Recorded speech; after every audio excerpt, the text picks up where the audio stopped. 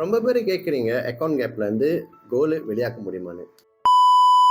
இங்க பாருங்க அக்கவுண்ட் கேப்ன்னு பார்த்துக்கிட்டா நீங்கள் வந்து சேமிப்பு பண்ணுறது அது வந்து மினிமம் 100 ரிங்கெட்டில் நீங்கள் சேமிப்பு பண்ணலாம். ஸோ அது வந்து நீங்கள் எவ்வளோ சேமிப்பு பண்ணுறதோ அது உங்கள் விருப்பம். ஸோ கன்சிஸ்டண்டாக செய்யணும்னு இல்லைங்க.